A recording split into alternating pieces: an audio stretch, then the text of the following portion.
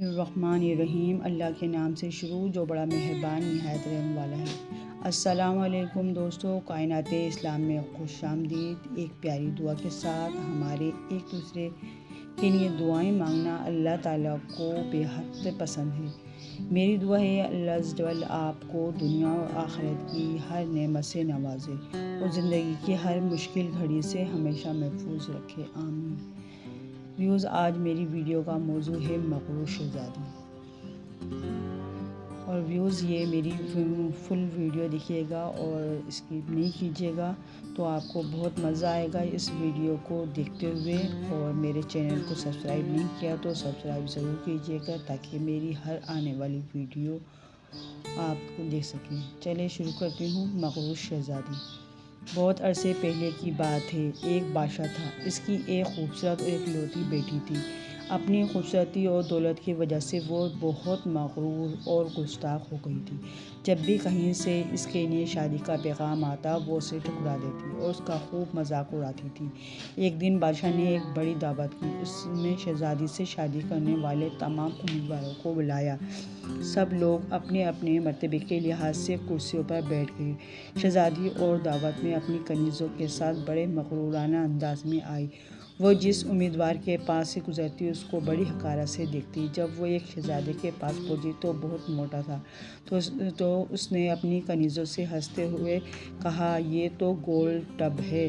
دوسری امیدوار کو دیکھ کر اس نے کہا، کیسا کھمبے کی طرح لگتا ہے۔ ایک شہزادہ بہت چھوٹا لگا۔ اس نے کہا، ذرا چھوٹو موٹو کو دیکھو۔ ایک نواب بہت گورا تھا۔ شہزادی نے اس کو سفید چوہا کہا۔ ایک امیر کا رنگ سرخ تھا، اس نے مرغ کی کلفی کہہ کر پکارا۔ اس طرح وہ ہر امیدوار کی بے عزتی کرتی رہی، لیکن وہ ایک بادشاہ کو دیکھ کر تو بہت ہنسی کیونکہ اس کی داڑھی تھی۔ اس نے مذاق اڑاتے ہوئے کہا، ذرا اسے دیکھو، اس نے چہرے پر کیسی جھاڑ پھوس اگا رکھی ہے۔ بادشاہ نے جب دیکھا کہ اس کی بیٹی نے مہمانوں کی بہت بے عزتی کی ہے تو اس سے بہت غصہ آیا۔ اس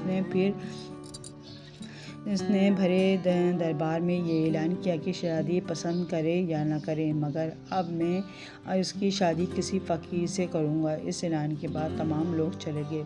کچھ ہی دیر بعد ایک آوارہ گرد گویا آیا جو گلی کوچوں میں گھوم کر گانا گایا کرتا تھا۔ اس نے شاہی محل کے نیچے کھڑکی کے قریب کھڑے ہو کر گانا شروع کر دیا۔ بادشاہ نے اس کی آواز سنی تو ایک خادم کو حکم دیا کہ اس فقیر کو اندر بلا لاؤ۔ خادم پھٹے پرانے کپڑوں والے فقیر کو لے آیا۔ اس فقیر گوے نے بادشاہ اور شہزادی کے سامنے بہت اچھا گانا گایا اور بادشاہ سے انعام مانگا۔ بادشاہ نے کہا، تم نے بہت اچھا گانا سنایا ہے، میں تمہیں بہت اچھا انعام دوں گا۔ میں اپنی بیٹی کی شادی تم سے کروں گا۔ جب شہزادی نے یہ سنا تو وہ بدحواس ہو گئی۔ وہ بہت روئی پیٹی، مگر بادشاہ نے اس کی ایک نہ سنی۔ بادشاہ نے اسے ڈانٹتے ہوئے کہا، میں نے مہمانوں کے سامنے قسم کھائی تھی کہ تمہاری شادی کسی فقیر سے کروں گا، اب میں وہ قسم پوری کر رہا ہوں۔ یہ کہہ کر بادشاہ نے قاضی کو بلایا اور مغرور شہزادی کی شادی آوارہ گرد گوے کے ساتھ کروا دی، اور پھر حکم دیا کہ تم اپنے شوہر کے ساتھ جانے کے تیار ہو۔ شہزادی روتی پیٹتی فقیر کے ساتھ چل دی۔ راستے میں وہ ایک شکار گاہ سے گزرا۔ اتنے بڑے شکار گاہ کو دیکھ کر وہ حیران رہ گئی۔ اس نے فقیر سے پوچھا، یہ شکار گاہ کس کی ہے؟ میں نے سنا ہے کہ تم ایک داڑھی والے بادشاہ کا مذاق اڑایا تھا، یہ شکار گاہ اسی کی ہے۔ اگر تم اس سے شادی کر لیتی تو یہ تمہاری ملکیت ہو جاتی۔ فقیر نے جواب دیا، یہ میں نے کیا کیا؟ اس نے ٹھنڈی سانس لے کر کہا۔ اس کے بعد وہ بہت خوبصورت باغوں میں پہنچے۔ ان کو دیکھ کر شہزادی نے پھر پوچھا، یہ کس کی ہے؟ یہ باغ بھی اسی داڑھی والے کے ہیں، فقیر نے آہستہ سے کہا۔ شہزادی نے افسوس بھرے لہجے میں کہا، میں بھی کتنی بد نصیب ہوں۔ پھر وہ ایک بڑے عظیم الشان شہر میں داخل ہوئے۔ اللہ بڑا اور خوبصورت شہر دیکھ کر شہزادی حیران رہ گئی۔ اس نے پوچھا، اس شہر کا مالک کون ہے؟ فقیر نے اسے بتایا، یہ شہر داڑھی والے بادشاہ کے ملک کا پایہ تخت ہے۔ اگر تم اسے شادی کر لیتی تو یہ سب کچھ تمہارا ہوتا۔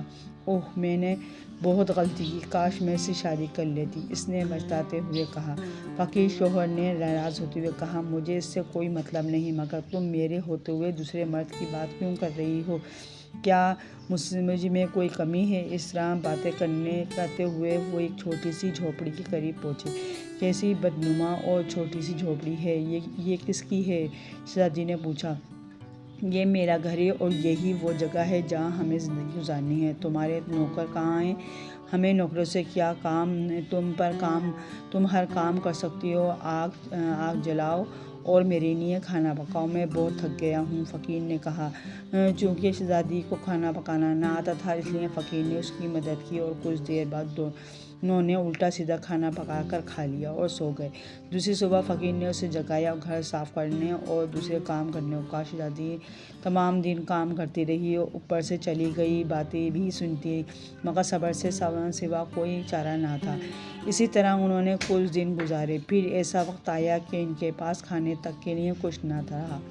ایک دن فقیر نے کہا، میں نے جو کچھ کمایا تھا خرچ ہو گیا، اب تمہاری کمانے کی باری ہے۔ میں تمہیں بیت لا کر دیتا ہوں، اس سے تم ٹوکریاں بنا لینا۔ یہ کہہ کر وہ جنگل گیا اور بیت کاٹ لایا۔ شہزادی نے ٹوکریاں بنتی شروع کر دی۔ اس سے پہلے کبھی کوئی ایسا محنت کا کام نہیں کیا تھا۔ اس کی انگلیاں زخمی ہو گئیں اور ان سے خون بہنے لگا۔ یہ دیکھ کر اس کے شوہر نے کہا، میرا خیال ہے یہ کام تم نہیں کر سکتی، میں تمہیں کچھ سوت لا کر دیتا ہوں، اس سے کپڑا بن لینا۔ مگر وہ بھی نہ کر سکی۔ فقیر نے کہا، تم تو میرے لیے بالکل ہی بیکار ہو، تم کوئی کام نہیں کر سکتی، تم سے شادی کر کے مجھے بڑا نقصان ہوا ہے۔ بہرحال میں کوشش کرتا ہوں کہ تمہارے لیے مٹی کے برتن لا دوں، تم بازار جا کر ان کو بیچ دیا کرنا۔ مغرور شہزادی نے اکڑ کر کہا، مگر جب میں بازار میں کھڑی ہوں گی تو میرے ملک کے لوگ مجھے اس حال میں دیکھ کر خوب ہنسیں گے۔ فقیر نے کہا، میرا مسئلہ نہیں ہے، اگر تم بھوک سے مرنا نہیں چاہتی تو تمہیں یہ کام کرنا پڑے گا۔ مٹی کے برتن بیچنے کا کام بہت اچھا چل رہا تھا۔ لوگ جب ایک خوبصورت لڑکی کو بازار میں برتن بیچتے دیکھتے تو اس پر ترس کھا کر کچھ نہ کچھ خرید لیتے۔ برتن بک گئے تو فقیر نے اور برتن لا کر دے دیے۔ اس دوران ایک غسیل بدمزاج سپاہی وہاں سے گزرا۔ اس نے بازار کے بیچ میں برتن رکھے ہوئے دیکھ کر انہیں لات مار کر توڑ دیا اور کہا، آئندہ اس طرح راستہ مت گھیرنا۔ شہزادی بہت پریشان ہوئی۔ اس نے سارا واقعہ گھر آ کر اپنے شوہر کو سنایا۔ تم انتہائی بیوقوف ہو، تم سے کس نے کہا تھا کہ بیچ بازار میں برتن لے کر بیٹھ جاؤ؟ آخر وہاں سے لوگوں کو گزرنے میں دشواری ہوتی ہے۔ میرا خیال ہے کہ یہ بھی تمہارے بس کا کام نہیں ہے۔ خیر، میں شاہی محل جاؤں گا، ہو سکتا ہے وہاں تمہارے لیے کوئی کام نکل آئے۔ یہ کہہ کر وہ شاہی محل روانہ ہو گیا۔ شام کو فقیر نے واپس آ کر کہا، شاہی محل میں تمہارے لیے مددگار باورچن کی جگہ مل گئی ہے، اب کم سے کم ہمیں کھانے کو خوب مل جایا کرے گا۔ اور اس طرح مغرور شہزادی ایک مددگار باورچن بن گئی۔ وہ ہر روز صبح سے شام تک باورچی خانے کے سارے کام کرتی اور شام کو لوگوں کے اگلے کا بچا ہوا کھانا لے کر گھر آ جاتی اور اس طرح دونوں میاں بیوی کا گزارا ہو جاتا۔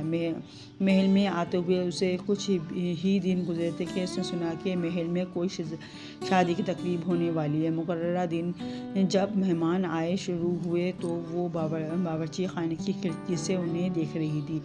نقیب اور چوکیدار زرق و برق کپڑوں میں مہمانوں کا استقبال کر رہے تھے۔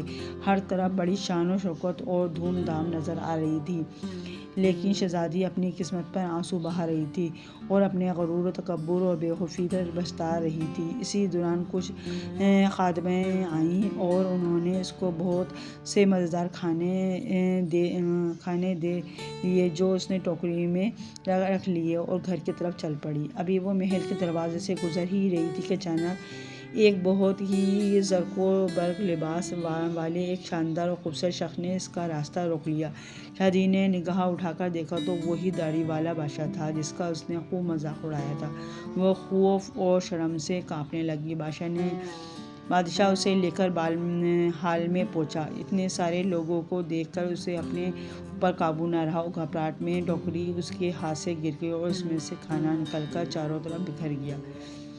تمام درباری ہنسنے لگے۔ شہزادی کا یہ حال تھا کہ کسی طرح زمین پھٹ جائے اور تو وہ اس میں سما جاتی۔ اس نے جھٹکے سے اپنا ہاتھ چھڑا لیا اور بھاگنا چاہتی تھی کہ بادشاہ نے لپک کر اسے دوبارہ پکڑ لیا اور بڑی نرمی سے بولا، ڈرو مت، کیا تم مجھے نہیں پہچانتی؟ میں وہی آوارہ گرد گویا ہوں جو تمہارے ساتھ جھوپڑی میں رہتا ہے۔ میں وہی سپاہی ہوں جس نے تمہارے برتن توڑے تھے۔ یہ سب کچھ میں نے اس لیے کیا تھا کہ میں تمہیں پسند کرتا تھا اور تم سے شادی کرنا جانتا تھا۔